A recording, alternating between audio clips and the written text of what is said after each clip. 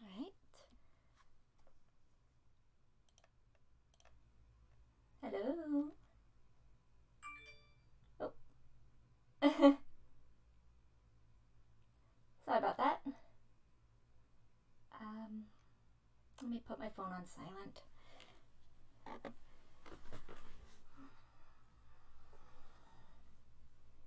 Oh, that was just my Twitter saying, not my Twitter, my Twitch saying, hey, manage your channel from your phone. Yes, no, thank you. I can look over across to the computer and see all of you lovely people chats. So, but before I start, you're gonna see me rearrange things so I could at least, at least see how my layout looks a little. Or at least, raise the mic so it's not down here like a little mic. And you need to come a little higher so I can talk. So, here's my little book throne. We're gonna move things around. Now the question is how.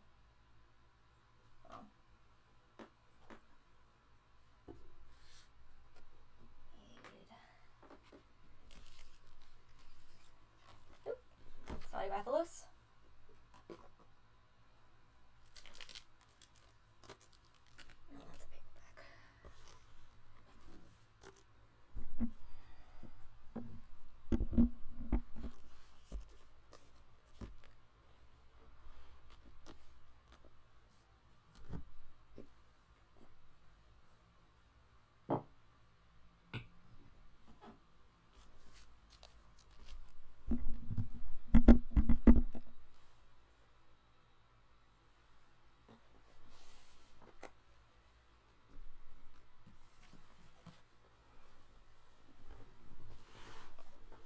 Okay, I think talking saved the day. I can raise this up a little. And, hello. Okay, yes, our friend J.R.R. Tolkien saves the day. So, today I am going to plug my way through Chapter 2 of Middlemarch. Normally I will probably not do a one chapter every day, maybe once a week or twice a week, depending on my week. This is just a fucking long ass book. This book is, let's see,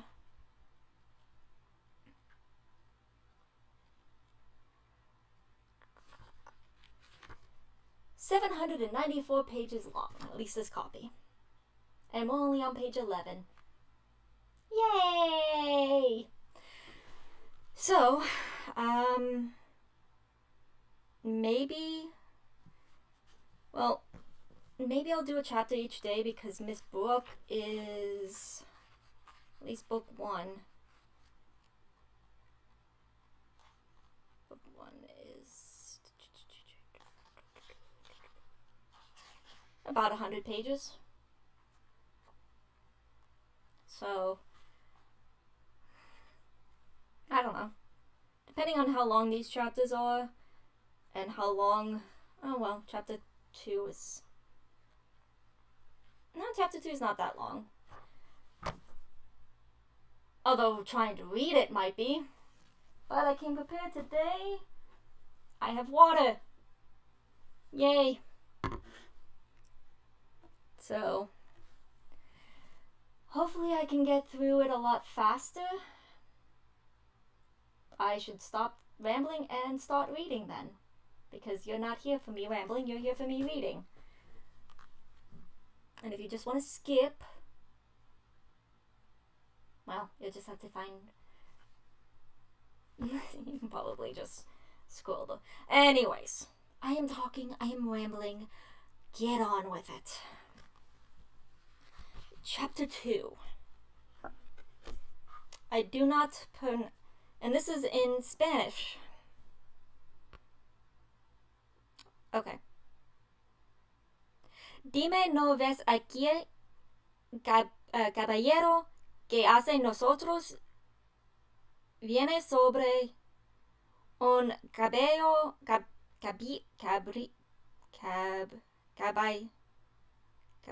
caballo. Pero, Lucio Rudaldo, que trae puesto en la cabeza un yelmo de oro. Lo que vio y Colombia, respondió Sancho, no es sino un hombre sobre un asano pardo como el mío, que trae sobre la cabeza una cosa que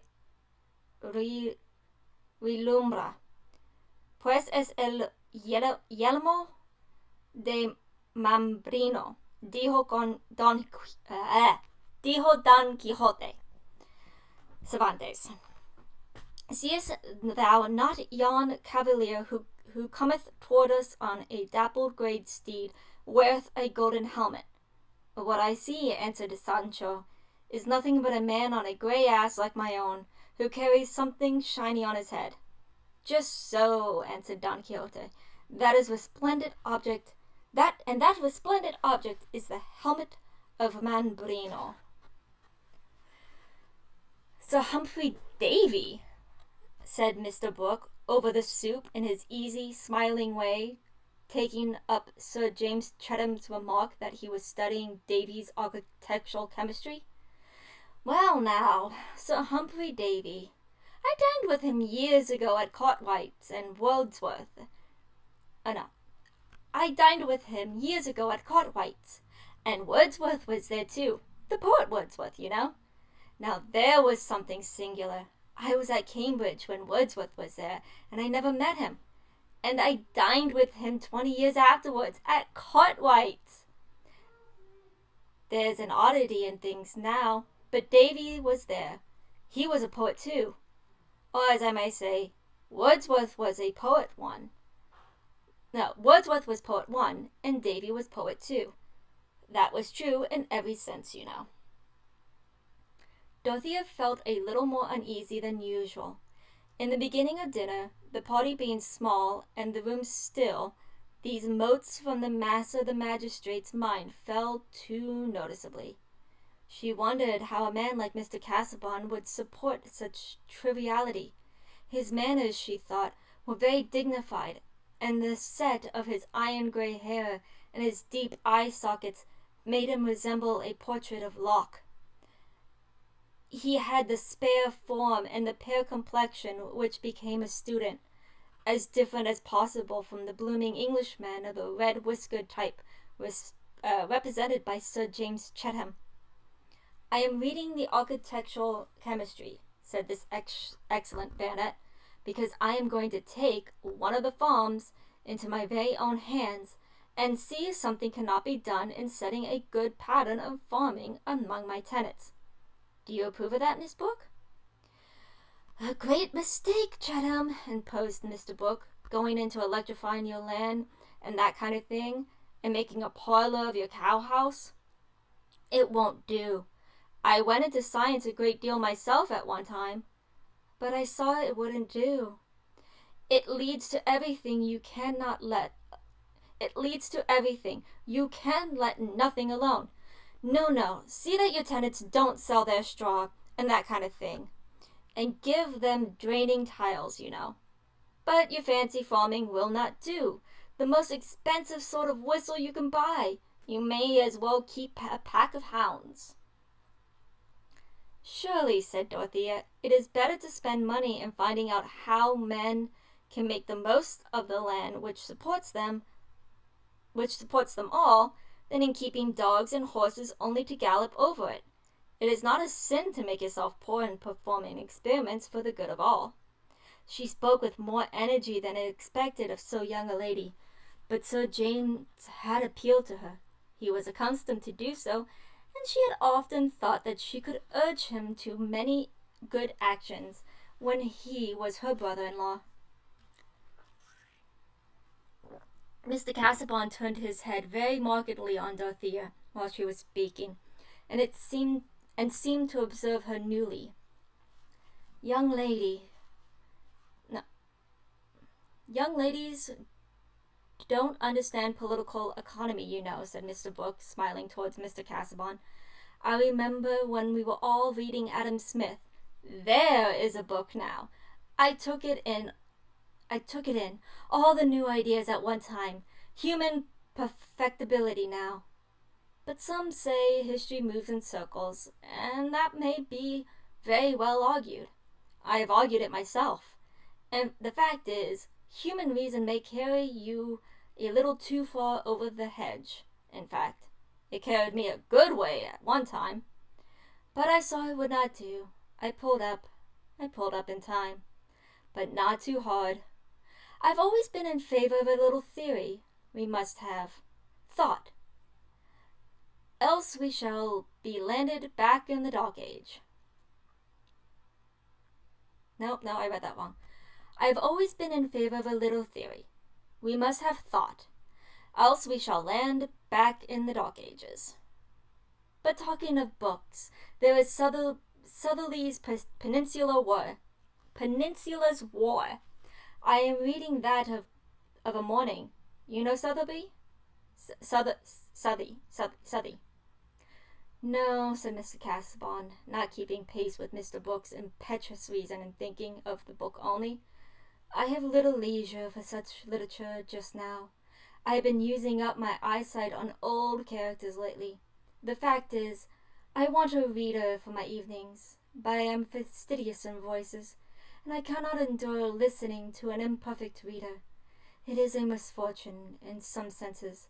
I feed too much on the inward source. I live too much with the dead. My mind is something like a ghost of the ancient, wandering about the world and trying mentally to construct it as it used to be, in spite of ruin and confusing changes. But I find it necessary to use the utmost caution about my mind's eyesight. This was the first time that Mr. Casaubon had spoken at any length. He delivered himself with precision, as if he had been called upon to make a public statement, and the balanced, sing-song neatness of his speech, occasionally corresponded to by a movement of his head, was the more conspicuous from its contrast with good Mr. Brooks' scrappy slovenliness. Dorothea said to herself that if Mr. Casaubon was the most interesting man she had ever seen, not excepting even Monsieur Leray, the Vaidu. I cannot pronounce French words for the life of me.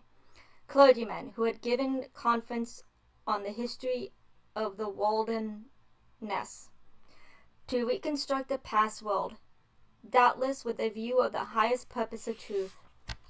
What a work to be in any way present at, to assist him, though only through a lamp holder. This elevating thought lifted her above her annoyance at being twitted with her own.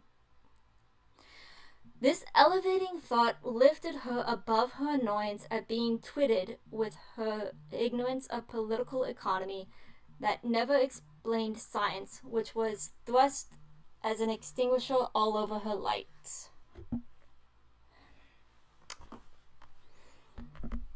If it's important, they will leave a message.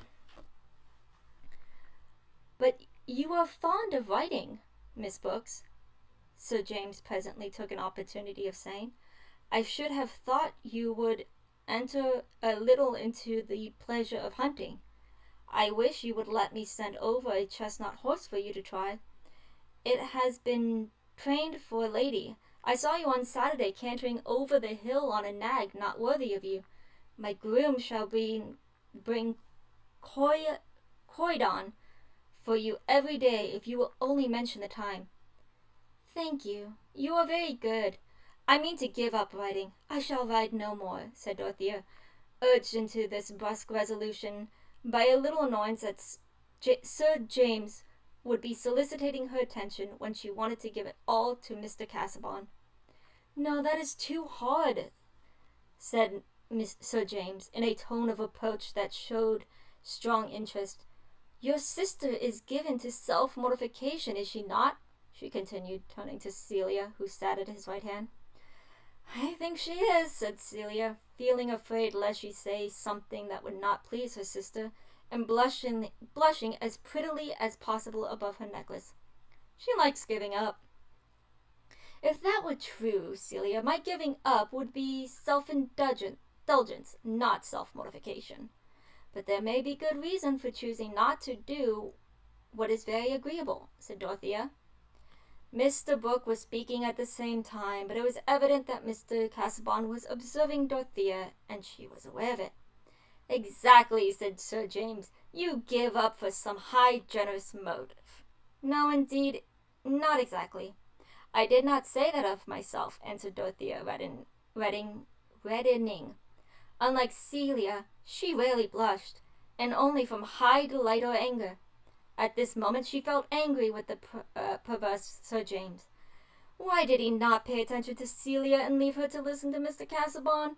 If that learned man would only talk instead of allowing himself to be talked to by Mr. Brooke, who was just then informing him that the Reformation either meant something or it did not, that he himself was a Protestant to the core, but that Catholicism was a fact.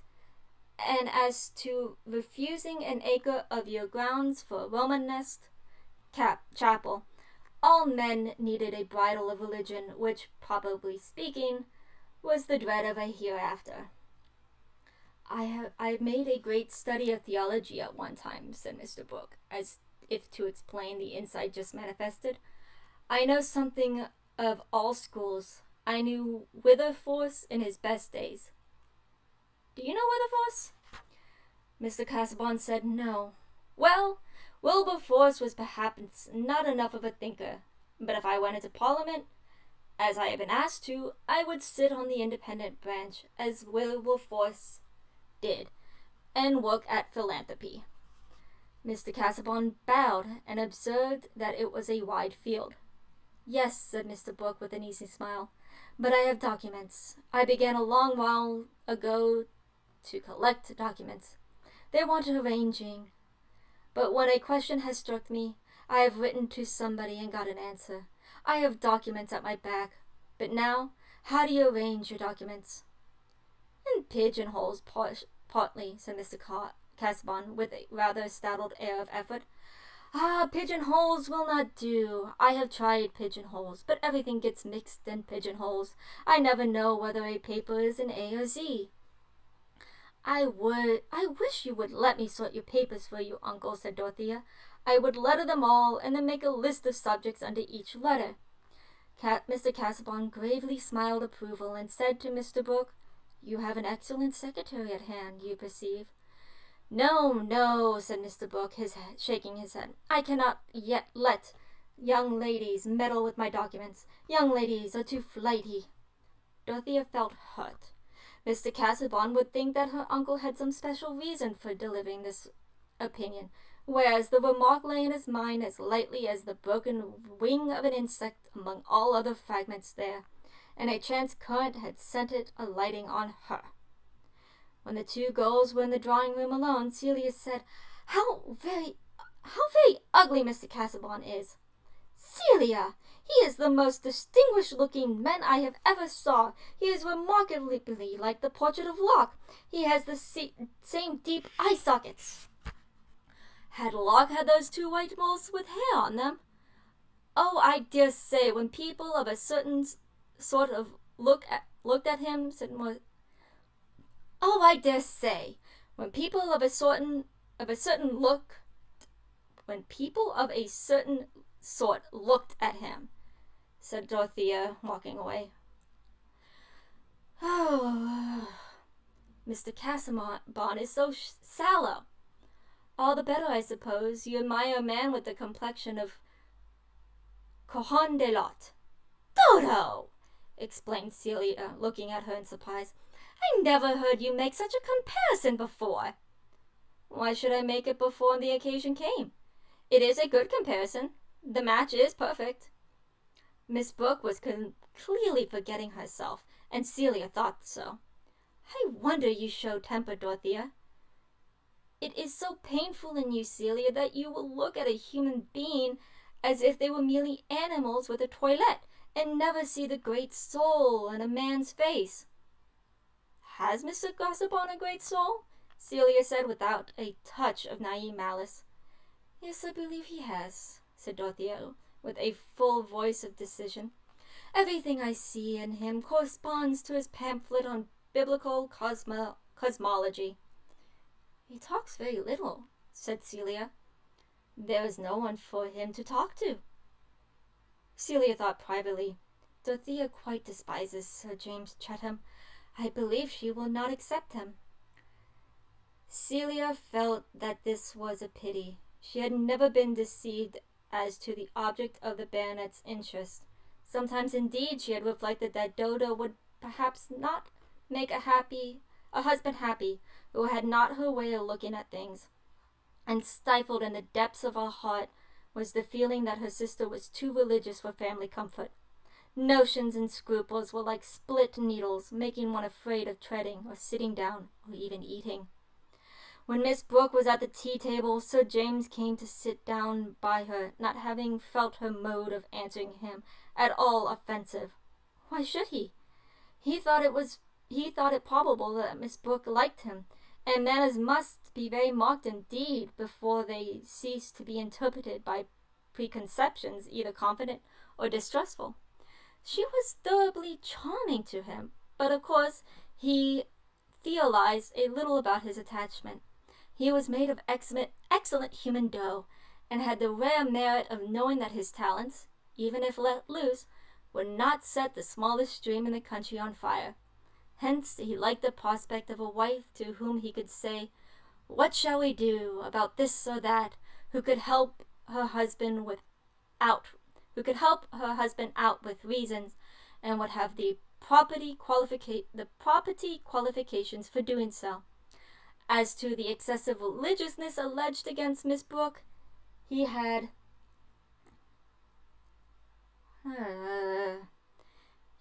a very indefinite notion of what it consisted in, and thought that it would die out with marriage. In short, he felt himself to be in love in the right place, and was ready to endure a great deal of predominance, which, after all, a man could always put down when he liked. Sir James had no idea that B should ever like to put down the predominance of this handsome girl in whose cleverness he delighted. Why not? A man's mind, what there is of it, has always the advantage of being masculine. As the smallest bird tree is of the higher kind than the most soaring palm, and even his ignorance is of sounder quality. Sir James might not have originated this estimate, but a kind providence furnishes the limpest personality with a little gum or starch in the form of tradition. Oh my God!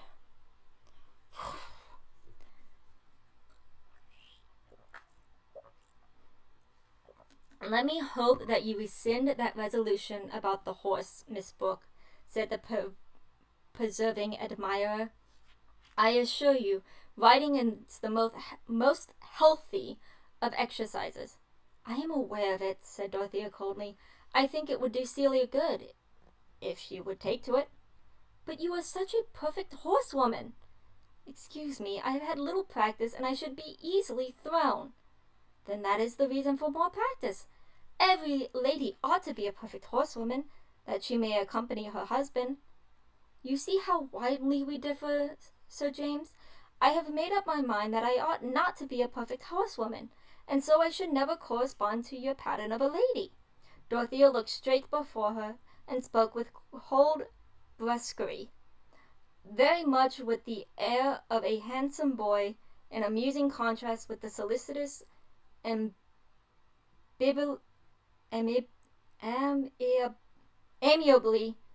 amiability of her admirer. I should like to know your reasons for this cruel resolution. It is not possible that you should think horsemanship wrong. It is quite possible that I should think of it wrong for me. Oh, why? Said Sir James in a tender tone of remonstrance. Mr. Casaubon had come up to the table, teacup in hand, and was listening. We must not inquire too curiously into motives, he interrupted in his measured way. Miss Brooke knows that they are apt to become feeble in the utterance. The aroma is mixed with the grosser air. We must keep the germinating grain away from the light. Dorothea colored with pleasure and looked up gratefully to the speaker. Here was a man who could understand the higher inward life, and with whom there could be some spiritual communication, nay, who could illuminate principle with the highest knowledge, a man whose learning almost amounted to the proof of whatever he believed. Dorothea's inferences may seem large, but really life could never have gone on at any period but for this liberal allowance of conclusions, which has facilitated marriage under the difficulties of civilization. Has anyone ever pinched into its... Okay. Pillows?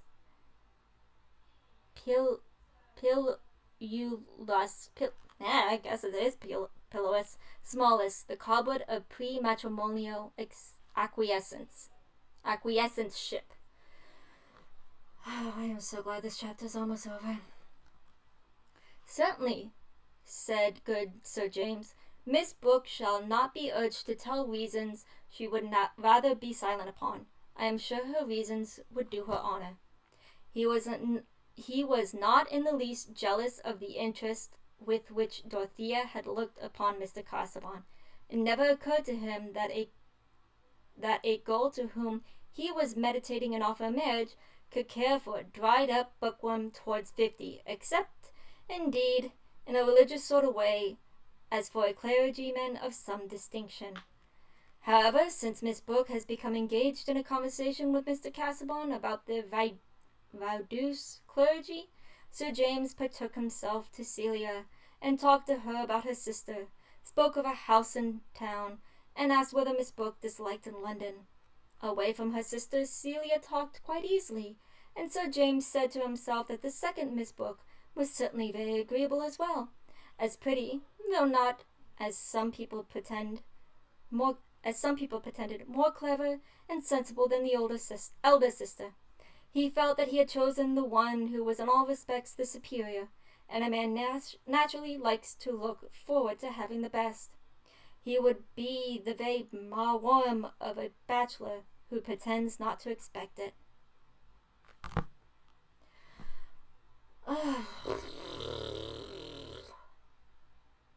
Well, that's it for chapter 2.